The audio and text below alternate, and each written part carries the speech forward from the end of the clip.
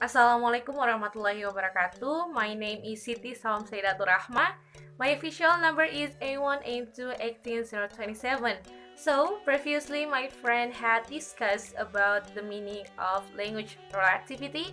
In this part, I will explain about the variety of language relativity. Language is part of culture. Language is a symbol system which implies that the speaker's strength is symbolically connected to objects or events in the practical world.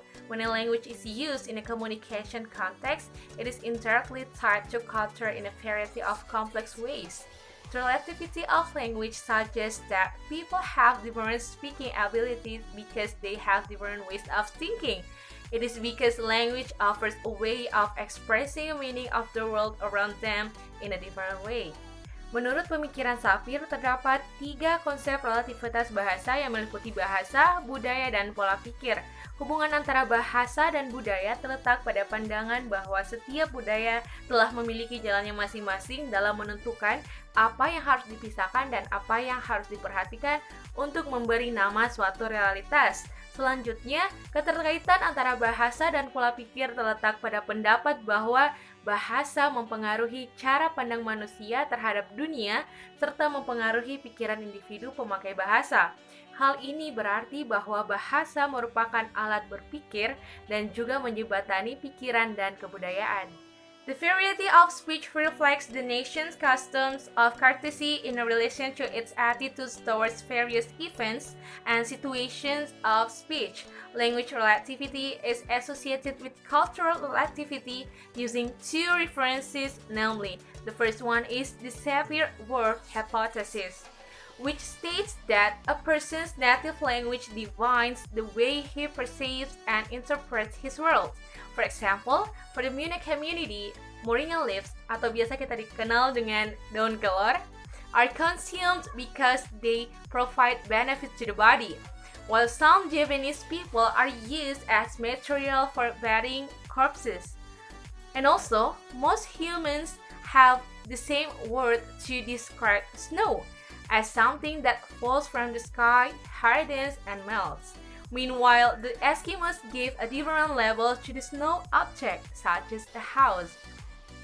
Thus, such a wide variety of terms causes speakers of these languages to perceive the world differently from a person who only has one word for one particular category.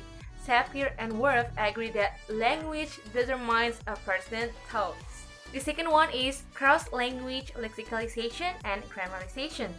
Each word is an arbitrary sign consisting of a signifier and signified.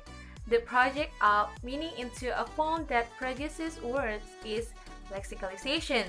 Meanwhile, the projection of meaning into a form that produces a grammatical marker is grammarization. For example, the concept of second person in Indonesian can be kamu, engkau, anda, saudara, atau beliau, while in English it changes to you, which grammatically means a projection of a concept that produces a grammatical marker.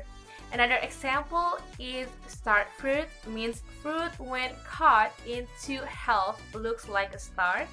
Eggplant suggests plant that looks like an egg, and lemongrass implies grass that tastes like a lemon. In addition, politeness is a universal cultural value, but in relation to lexicalization, there are striking differences between Muna and English.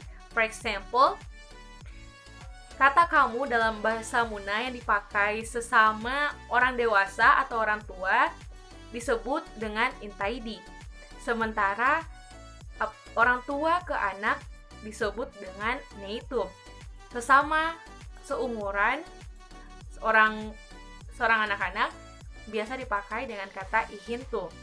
Nah, memposisikan diri sebagai orang tua atau anak ketika mereka ini sudah tergabung dalam satu pembicaraan tentang adat, maka kata yang seharusnya adalah untuk menyatakan kamu itu intaidi. Okay, therefore, politeness penetrates into the lexicalization system of the above languages but in English it doesn't. The second lexicalization or pronoun in English only produce one form of you, while in Muna it produces three forms, namely baidi, neitu, ihintu.